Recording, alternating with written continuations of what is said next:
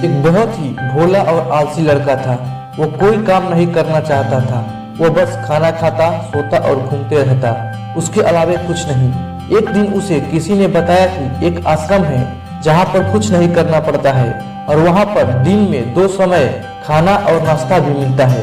तुम वहाँ चले जाओ। उस आलसी लड़के ने सोचा कि ये तो बहुत ही बढ़िया है और वह उस आश्रम में जाकर रहने लगा। उस आश्रम में एक गुरुजी भी रहते थे। वो कुछ समय सबको प्रवचन देते। वो आलसी लड़का भी सुनता था, पेट भर खाना खाकर आराम से सो जाता था। ऐसे ही उस लड़के का दिन गुजरता गया।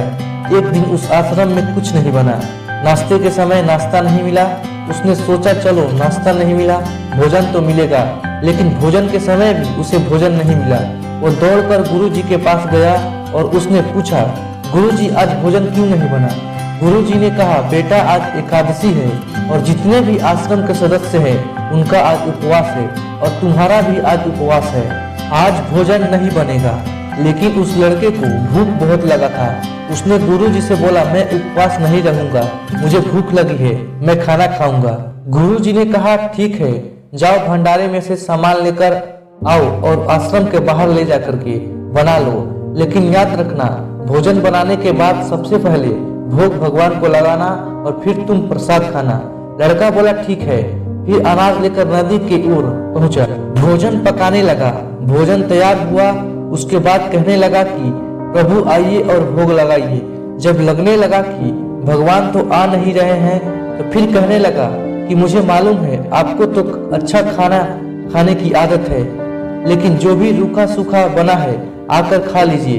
फिर प्रभु श्री राम उसकी सरलता और नादानता पर बहुत ही प्रसन्न हुए और उस लड़के को दर्शन दे दिए। उसने देखा कि भगवान श्री राम आए हुए हैं और उनके साथ माता सीता भी आई हुई है, लेकिन लड़के ने सिर्फ 2 लोगों के लिए ही भोजन बनाया था, एक अपने लिए और दूसरा प्रभु के लिए। और अब क्योंकि प्रभु के साथ माता सीता भी आई हुई हैं, तो उसने उस भोजन को माता सीता प्रभु के सामने ग्रहण करने के लिए रख दिया। भगवान और माता ने भोजन किया और उसके बाद जब वो जाने लगे तो यह भोला सा लड़का बोला, प्रभु आप आए, दर्शन दिए, बहुत अच्छा लगा। मुझे खाने को कुछ नहीं मिला, लेकिन कोई बात नहीं, बस आपसे एक विनती है कि अगर आप अगली बार जब आएंगे तो कितने लोग आएंगे ये बता दीजिए, ताकि मैं उतने लोगों के लिए भोजन बनाकर रखा रहूं। भगवान मन ही मन मुस्कुराए और फिर अंतर ध्यान हो गए।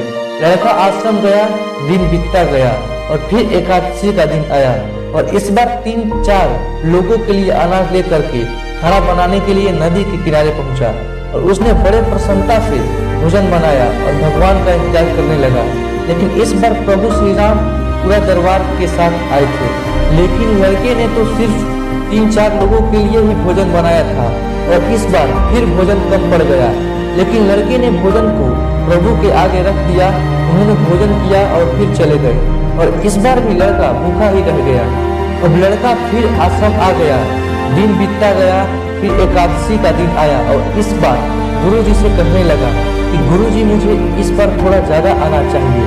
गुरुजी सोचने लगे कि यह इतना सारा अनाज का करता क्या है, कहीं इसे बेचता तो नहीं है। फिर उन्होंने कहा ठीक है, भूख से परेशान रहता है। लड़के ने कहा नहीं गुरुजी, मैं भूख से परेशान नहीं रहता हूँ, प्रभु के साथ बहुत लोग आते हैं, उनको भी तो भोजन करवाना पड़ता है। गुरुजी को लगा कि ये पागल हो गया है, लेकिन फिर गुरुजी ने सोचा चलो एक बार चलकर देखते हैं कि लड़का इस अनाज का करता क्या है। वो भोला सा लड़का अनाज लेकर के नदी के किनारे पहुंचा और इस बार भोजन बनाया नहीं। उसने सोचा कि प्रभु हर बार ज्यादा लोगों को लेकर आते हैं, इस बार वो जितने भी आएंगे खुद बना करके खाएंगे। और उसने प्रेम से प्रभु को बुलाने लगा। गुरुजी ये सब छुप कर देख रहे थे कि ये भोजन तो बनाया नहीं और प्रभु को बुला रहा है।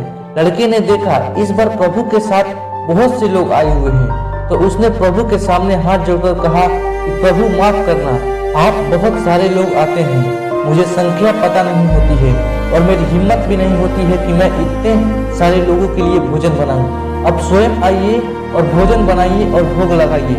प्रभु मुस्कुराते हैं और अपने साथ आए सभी लोगों के साथ मिलकर भोजन बनाते हैं। गुरुजी ये सब छुप कर देखते हैं और फिर लड़के के पास आकर कहते हैं कि तुम ये क्या कर रहे हो? लड़का बोलता है, गुरुजी आपको दिख नहीं रहा है, कि यहाँ भगवान श्री राम, माता सीता, हनुमान जी और सभी लोग आए हुए हैं और भोजन बना रहे हैं।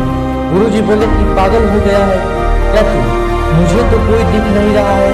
लड़का गुस्सा हो गया और बोला, प्रभु ये आप क्या कर रहे हैं? एक तो मुझे भूखा रखा है और गुरुजी को दर्शन नहीं दे रहे हैं। कृपया आप गुरुजी को दिख जाइए। भगवान बोले, नहीं, मैं इन्हें नहीं दिख सकता। लड़का बोला, क्यों नहीं दिख सकते? मेरे गुरुजी तो बहुत महान है और बड़े ही ज्ञानी भी हैं। भगवान बोले, हाँ, ज्ञानी और ज्ञाता होंगे, लेकिन तुम्हारी तरह सरल और संवेदन नहीं है। जो सरलता और सहजता तुममें है और तुम्हारे गुरुजी में नहीं है। लड़के ने ये बात गुरुजी से कही। गुरुजी की आंखें नम हो गई और वो रोने लगे तो बोले कि बिल्कुल सही है कहा, मेरे अंदर तुम्हारे जितना सरलता नहीं है। और फिर माफी मांगने लगे और फिर भगवान ने गुरुजी को भी दर्शन दिए और सबने एक साथ भोजन भी किया। ये कहानी हमें सीख देती है, अपनी जिंदगी में जितना सरलता और सहजता बनाए रखोगे उतना ही आगे बढ़ते चले जाओगे।